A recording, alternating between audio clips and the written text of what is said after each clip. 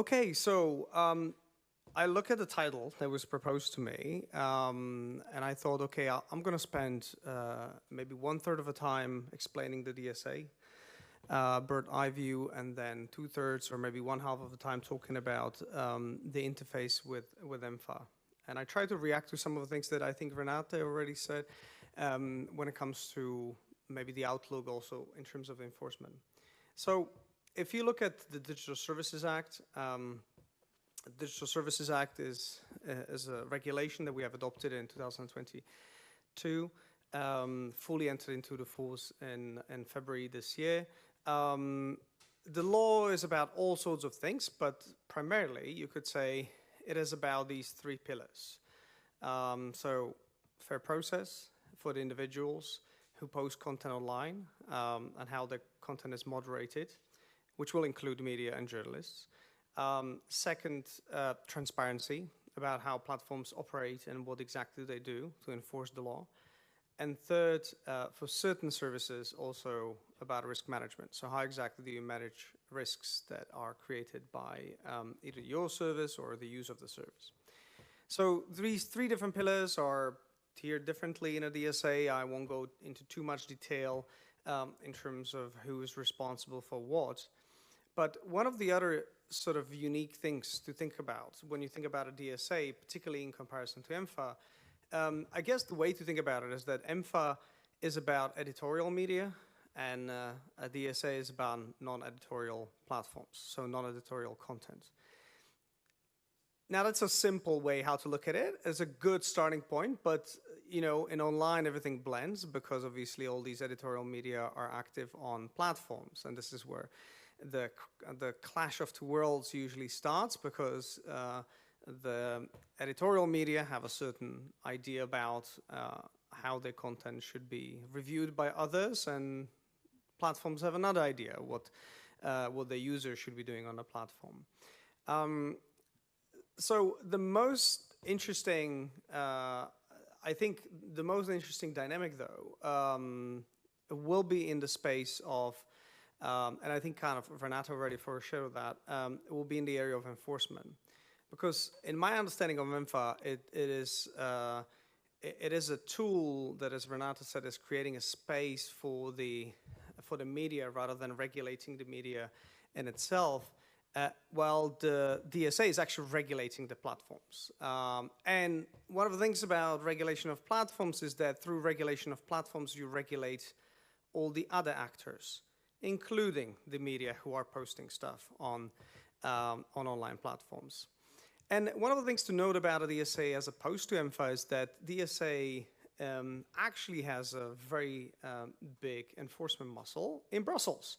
So, you know, unlike EMFA where it's more decentralized, obviously with the big exception of big enforcement through the violation of EU law, because we are regulating actual companies in DSA, and because there was a risk or there was a learning from data protection law that we don't necessarily want to fully rely on the country of origin principle, meaning the country where the company is established would enforce the laws for the whole of Union, we decided for this very unique approach, and that is that the European Commission will supervise the biggest platforms together with the country of origin, with the member states where most of the companies are established, and most of the big companies in Europe are established in Ireland.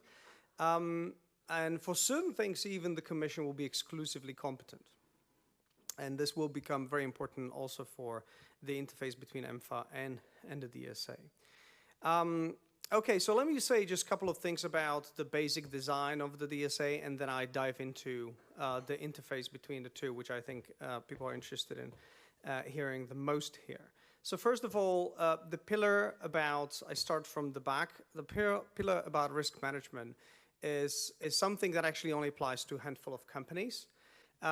Basically the way I would summarize it is we have a special treatment for the biggest, and those are the VLOPs and VLOSs, very large online platforms and very large search engines. At the moment we have 24 in the Union.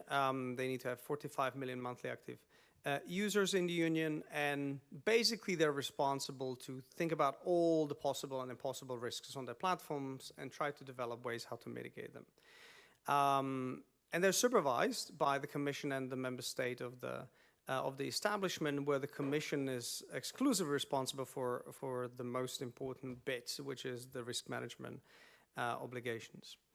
We have some obligations as to the management of risks also for other platforms, but actually rather limited. So the mid-sized companies that operate services that distribute non-editorial content of users need to protect consumers, and a couple of other things. Most important, I think, is the obligation to protect minors. So Article 28 obliges online platforms to protect the minors, and this is where the Commission is now developing its guidance under the DSA. The second pillar is about transparency, and the transparency here is very broad. It covers it covers issues starting with the content moderation. So how exactly do you conduct content moderation? What tools are you using? What are the numbers? What's the breakdown of the numbers? How are you acting upon the orders of the national authorities?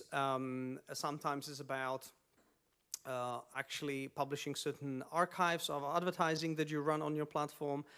And for the very big guys, it's also about giving access to researchers to be able to study the risks in the union and maybe test the mitigation measures on the efficiency.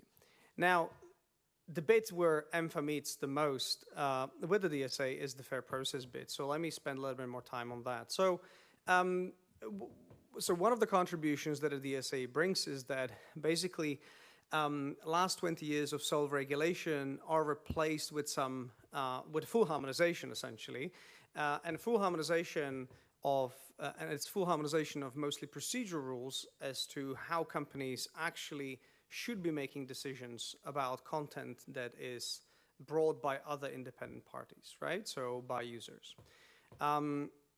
And so the couple of rules in the DSA, they try to regulate this process, and it's again mostly about a process, though there are some exceptions. So the process starts with the idea that you have certain notification interfaces, that you have certain assessment that is communicated through certain decisions called statement of reasons, and that all the restrictions that the companies rely upon when they want to restrict content have to be disclosed prior in the terms and conditions, and they have to be somewhat fair. And that's a big question mark. What exactly does that mean?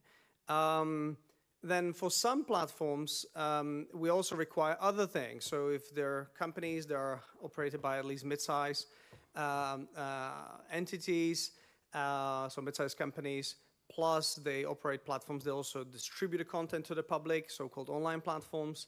These also have obligations in terms of allowing certain contestation, and that is allowing appeals for free on the platform where users can go and complain and have their decisions reviewed by the company. Again, and in this case, there is an obligation that is actual human, at least somewhere in the loop, making that decision. We also have an idea that we are creating an ecosystem around the DSA, and that potentially you can not only contest the decisions in front of the companies, but also go to independent third parties, which the DSA calls out-of-court dispute settlement bodies, that will be certified and where you can go and complain and have your cases reviewed. So you get a second opinion, which is not binding on the companies, but puts a pressure on the companies to act. And this is all wrapped in transparency. So those are kind of a basic procedural obligations that are imposed on this whole system of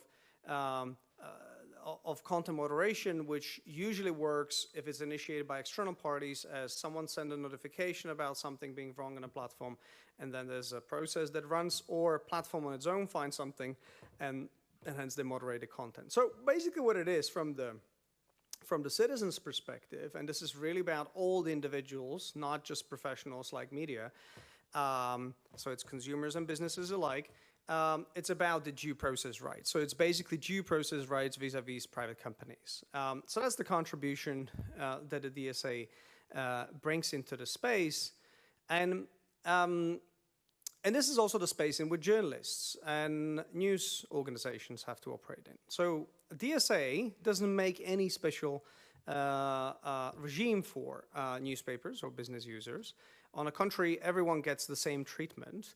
The only difference perhaps is that under the risk management rules, the very big companies, because they have special responsibility to mitigate risks, they might need to pay special attention to risks that are posed by moderation of content that is posted by editorial media because of the impact that it can have on civil discourse and media plurality. So if you look at the biggest, and now we're going to talk about the biggest because the interface with the DSA is partly about the broader ecosystem, but of course where the focus is from the news media organizations is mostly on the big guys, which is reflected in EMFA. EMFA has special rules, but those special rules only apply to the big guys, do not apply to the small guys. So the DSA still applies to news media organization. They're smaller than VLOPs in a regular way. And as I'll try to show you, I don't think the EMFA, beyond certain dialogue, which Renato already mentioned, actually adds terribly much in terms of the legal carrots. So who are the biggest guys in Europe at the moment? So I mentioned we have a 22 VLOPs and 2 very large search engines. So the VLOPs are social media, app stores, marketplaces, adult sites, and a few others. Of course, the main concern here for the news organizations are social media. I think that's the main concern. I don't think they're concerned about adult sites. I haven't seen that discussion so far, so I think it's really about social media first and foremost. So what's the media debate about? And Renato already mentioned that this debate already originates in the legislative process surrounding the DSA. There was this debate around so-called media exemption. And what's the thinking? What's the debate there about? Well, the thinking is, look, editorial media shouldn't be subject to whims of the platforms. They are, after all, working according to professional standards, and why should their editorial choices be further moderated, second-guessed by other editors or quasi-editors? Second sentiment, perhaps, is that because the editorial media are already doing their own editing, why should there be not just some content moderation, but any content moderation? So perhaps editorial media should be completely excluded from any content moderation efforts, since media can be trusted as to the quality of their content.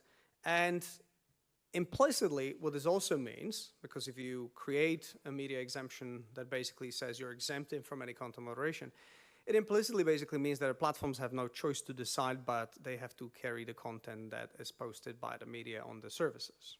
So implicitly, it's not just exemption from the additional moderation, but it's actually also is an obligation to carry the content, which is very important because if you spend some time like me in the corporate debates, you know that carrying the content equals increasingly having to pay for the content.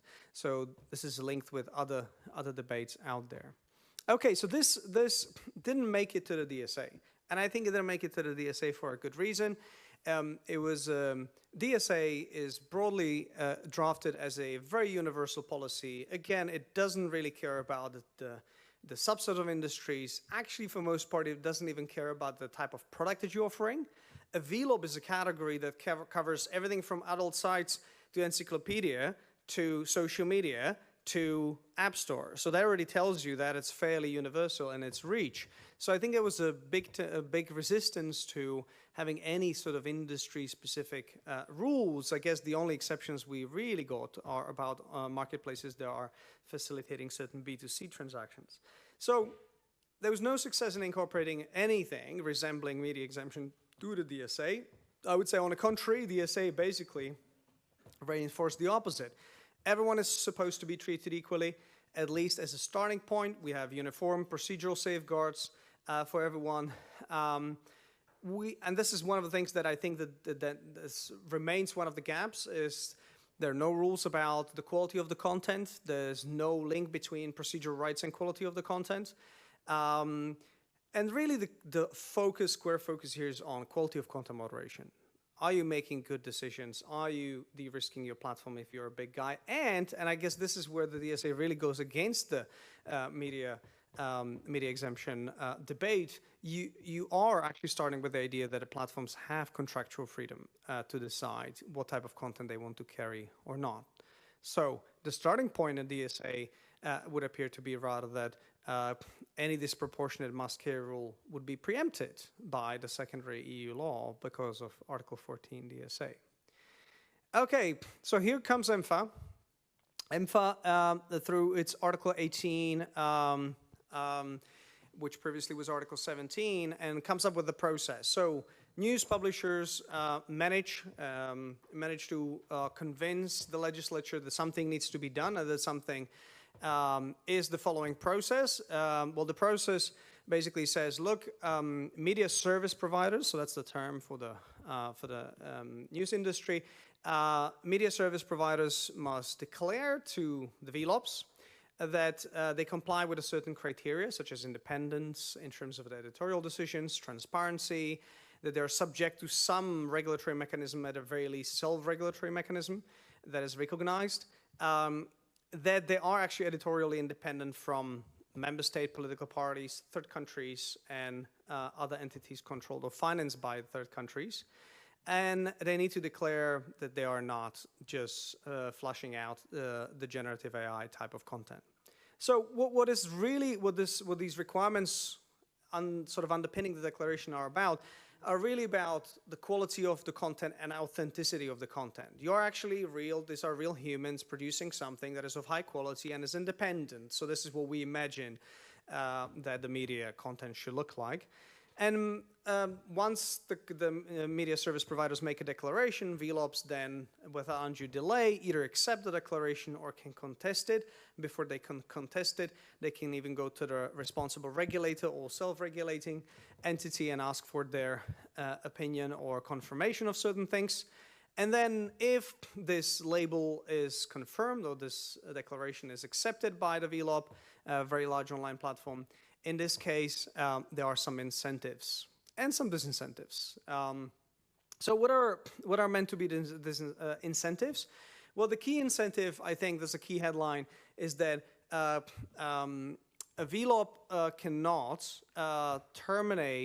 cannot basically restrict visibility of individual pieces of content posted by a media service provider prior to 24 hours from the moment that it wants to act, and should basically consult first this media service provider about its view, but that's not absolute, and it will only apply in certain settings. So that's kind of one incentive, that in some settings you get 24 hours to react to a prior notification about potential restriction on your content.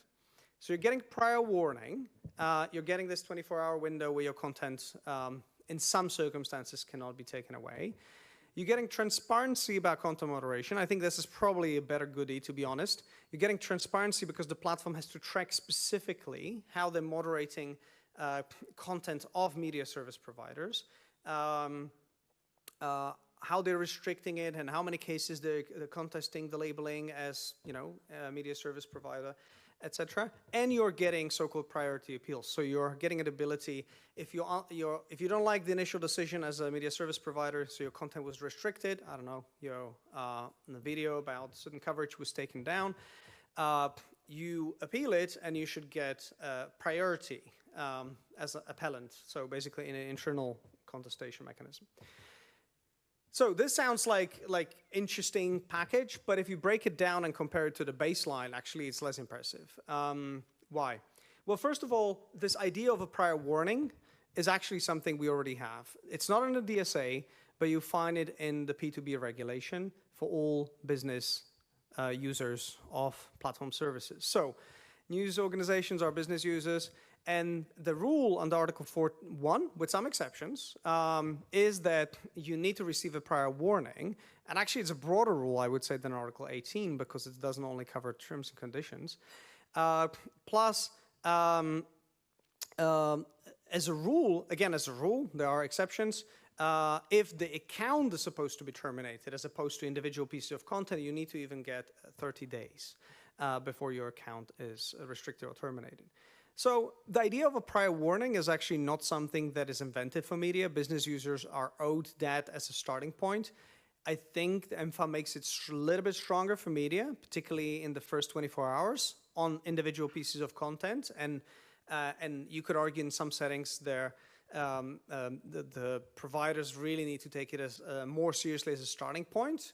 Maybe that can actually help, because we see in a P2B setting that this prior warning is actually quite circumvented by the companies. They always rely on exceptions.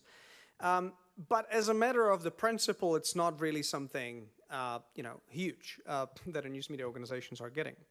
Second, this idea of priority appeals is something that is actually, you could have easily derived from the DSA as well. Article 86 of the DSA allows nonprofit groups, which could be a trade association of news media organizations, to represent content creators such as news media organizations and file priority appeals. And you don't need to even declare any of those things from the long list.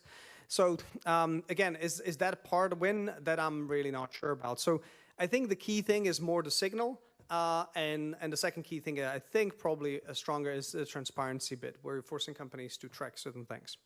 What is the disincentive that is attached to this? It's the compliance with a set of conditions that I've mentioned earlier. And if that will be policed strong enough, and if the incentive is not strong enough, the news media organizations won't be necessarily relying on the mechanism, because the goodie won't be necessarily good enough, right? And I think the jury's out on this one. So if you look at that, if you look at the language, you note in addition that there are a couple of limitations imposed on this Article 18. So first of all, it only applies on VLOPs. I already mentioned that. So only on these 22 sites. Realistically, you're not interested in 22. Adult sites are off, Wikimedia is off. So it's maybe interested in 8, right? So it applies on 8 services. Maybe there will be a few more added later. Okay, it applies on 8 services. Second, it's only for decisions that are on the basis of in compliance with the terms and conditions, as opposed to decisions based on illegality. So if someone is claiming that a news media organization is posting hate speech, Article 18 EMFA doesn't apply at all. It's only if it's about, oh, you're posting nudity that is contractually restricted on our platform. In that case, Article 18 will apply as a starting point. So that's a huge limitation, right? Because in many settings where the news media organizations can get into trouble is the illegality rather than terms and conditions. And this actually gives incentive for the companies, platforms who prefer normally to moderate everything on terms and conditions to rather to moderate it on illegality, specifically from news media organizations, because that kicks them out of the Article 18. So that's the second limitation, but that's not all of it. There's more. There are more limitations. The other limitation is that even if you're within the EMFA, so terms and condition violation, that specific goodie, Article 18 EMFA, won't protect you if the platform is actually acting to comply with a couple of things. So first is Article 28, protection of minors. So this, I think this is rather superfluous, but protection of minors. Second is risk management.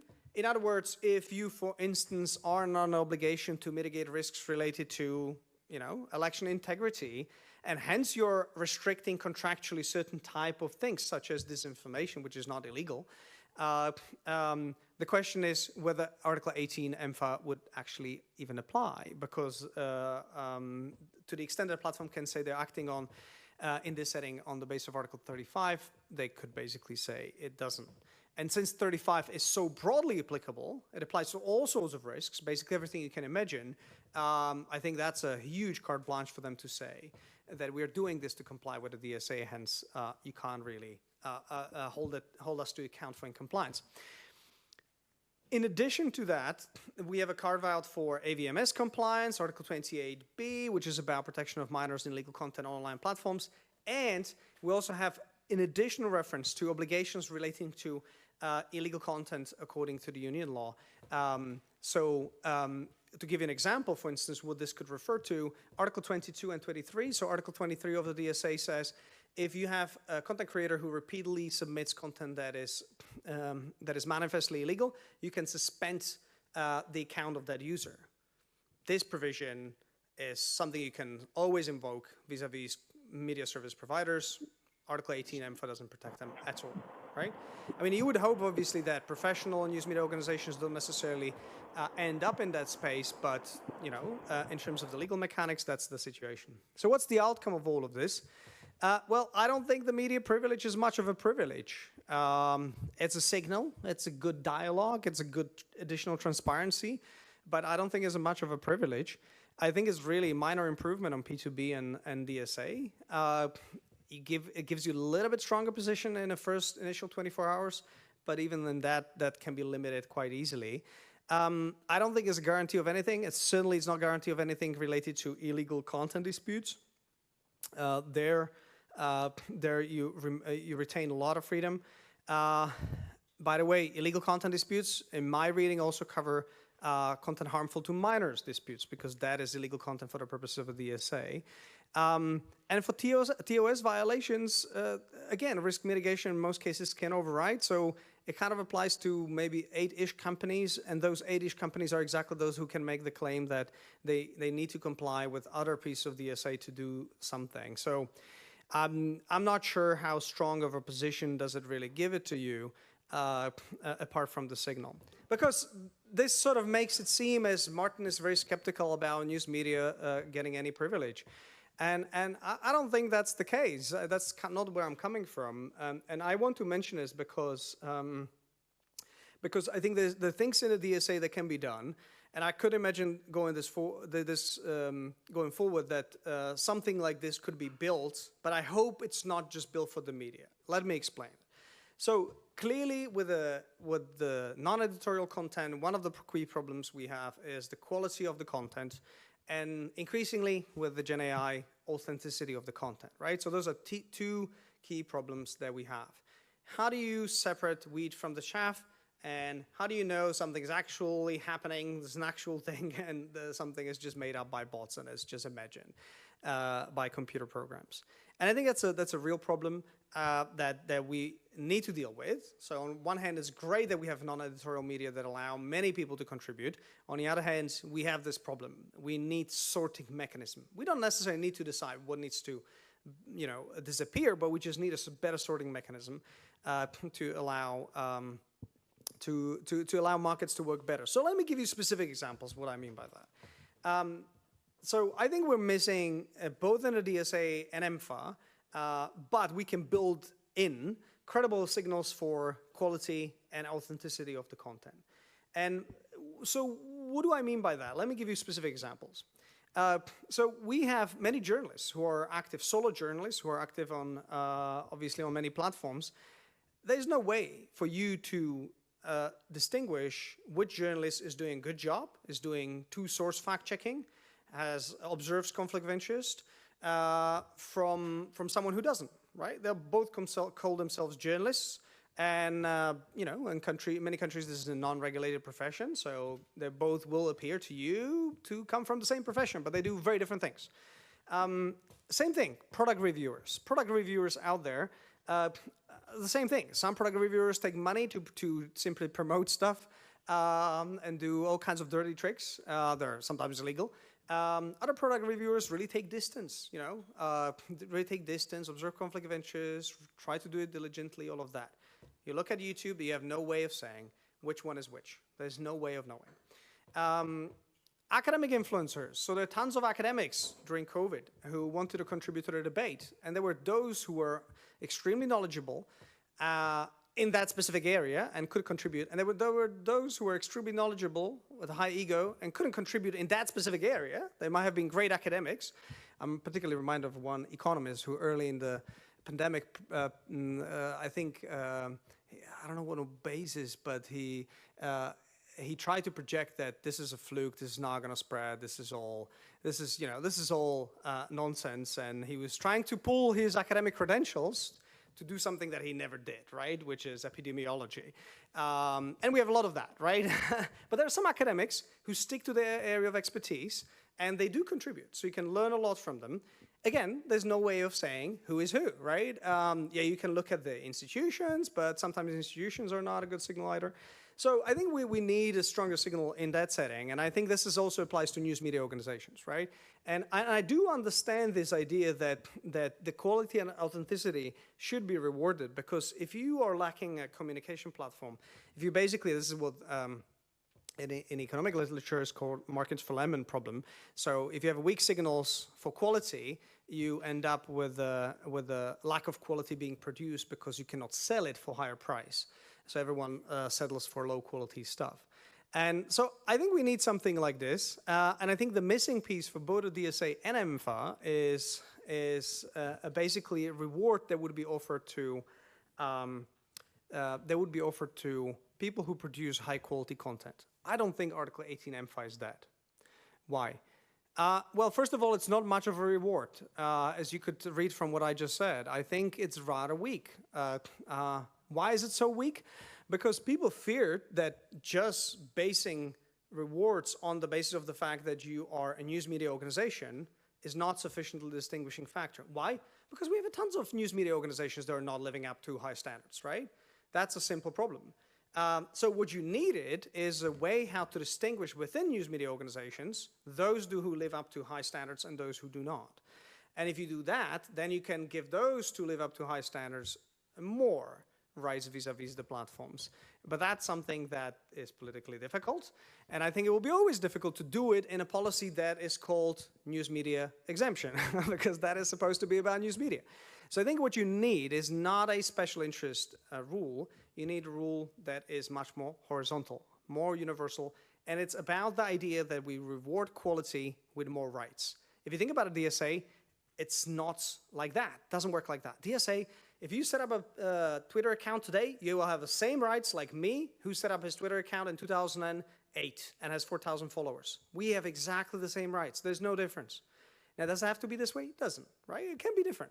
But it doesn't work that way because we have no way how to tell who is producing good content and who isn't. So I think this is something that clearly the media exemption tries to, in spirit, address, but it just doesn't. It just doesn't. And it cannot do it unless it's able to deal with the internal conflict of not all news media organizations producing high quality content. So I think what you need is something what I called trusted content creators. So the idea that you don't necessarily try to encourage kind of guilds according to the profession, but you invite groups of like-minded content creators to form groups where you would decide that you trust specific groups and the group is trusted for the group behavior. Right? So you have 4 news media organizations forming one trusted content creator group, and whatever one of them does reflects well and badly on all of them. And instead of trusting individuals, which is Article 18 EMFA, I trust every single media organization and I have to vet every single media organization, you trust the group. And if the group messes up, then everyone loses the status. So there's a lot of incentive to police each other. And I think this is something we need, and we can create. We can create it, and I've been advocating for it. We can create it, and a way to create it in the DSA EMFA space is through codes of conduct. So codes of conduct are, and it was already mentioned, codes of conduct are this add-on in the DSA, where the idea is that, so we have a code of conduct, code of practice on disinformation that is now being turned into a DSA code of conduct. And these are not legally binding, make no mistake. They're not enforceable directly, so if you violate code of conduct, it doesn't translate into a violation of a DSA. But they serve as an evidence, and they are obviously a pressure point. And I think that type of structure can be useful in creating a tool that would be much more flexible, much more universal. So you can use it for fact checkers, journalists, all other types of content creators.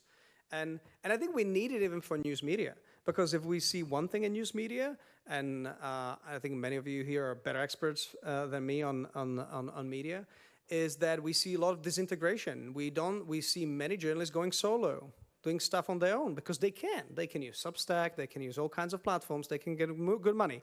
But there's one thing that they are risking. They're risking more liability, which is great that we have a SLAPP directive. and they're risking a couple of other things, which normally a newsroom would protect them from. And one of the other things they're missing potentially is the collective bargaining. But there's no reason why we need to organize collective bargaining and the special treatment according to the legacy structure of the media, which was you work for a media organization. There are more and more freelance journalists who just publish or completely go solo, and they make their living. So I think the benefit of something like this is that this can benefit these journalists who are not necessarily working within the typical structures, and there are many more of them with every day, because you're not stuck with the term, news media organization. And again, there are many other journalist-alike professions out there that contribute to the public discourse, like fact-checkers, in my view, that could also benefit from something like this, ability to signal the quality. So you could build up the basis for that in the codes of conduct. What the real goodies could be, what the real incentives could be. So it could be procedural rights like the one that you have in EMFA, right? So I don't know, we don't take your stuff down in the first 24 hours. So that could be one of the ways, but it could be also other things like, improved safety and design. Journalists increasingly are in a very hostile environment. Article 18 EMFA doesn't really give them special treatment when it comes to journalists. Doesn't give journalists special treatment in terms of safety on the platform. But DSA could, because DSA also cares about media freedom. So if you're operating as a journalist on an online platform, you could be protected more from the attacks by other people as a journalist, and you're clearly in a vulnerable position. DSA can deliver that. The difficulty the DSA will have, though, is how do I know you're a journalist? The more so if you don't work for a news media organization, right? It's easy to protect the account of an individual news media organization. Under Article 18 EMFA, it will be easy to tell, particularly if they submit a declaration. But then most of the journalists publish stuff on their own because they want to build their own brands. So this is where they're vulnerable. It's not the institutional account. And so you first need to know who they are. How do you know who they are? Well, I think it's unrealistic to want platforms to collect information about all the journalists, all the creative, good people in the world. I think more realistic is to expect that they organize and that you trust the group. So you can do that, but you need to have an institutional structure for that. So I think there are many things for journalists and for media freedom that a DSA can offer through the codes, through the risk management, but you need to have the right institutions in place. And in my view, they can maybe help eventually the journalists and media more than Article 18 EMFA. That I think is something. It's maybe transparency and a little bit of a push for the first 24 hours with the big asterisks. But there are many other things. Obviously, you could also think about, once you have structures, you can think about collective bargaining, you can think about the revenue share for the content and all kinds of other things that you could better negotiate about. Because, as I said, what we are seeing, and we'll see more of this, there's disaggregation. So you used to have individual journalists working for a media organization, and then there's the media organization that acts as a shield and that provides everything. But that shield is being taken away, partly because, many news media organizations go away, but also partly because people realize they don't need news media organizations very often. By people, I mean journalists. So if they go solo, if they are freelancers, they need a shield of some sorts. But just connecting with the old shield, which is the corporate shield of a news media organization, I think is old thinking. And so we need something that is much more institutional. And I think the benefit of that is then you don't have to have a conversation about which news media organizations are producing high quality content and which aren't, which is never a pleasant conversation, since politicians are elected by electorate that reads about politicians and media. So there's your lever there. Okay, so I'm ready to take your questions about stuff related to DSA and EMFA, but I guess I wanted to give you a little bit broader view than just compare the rules. And I guess my main message is I think there's a lot of synergy, and I do agree with Renate, there's a lot of synergy that EMFA and DSA can have. I think it's mostly the ideals of EMFA can be enforced through the DSA than the other way around, if you ask me. Why? Because the DSA has actual enforcement muscle, which EMFA doesn't have, and it's also very broad. But for that to work, we sometimes miss institutional structures that need to be created, and they can't be created by a regulator. So that, I think, is a work for lawyers. And I guess there are many in the room. Thank you.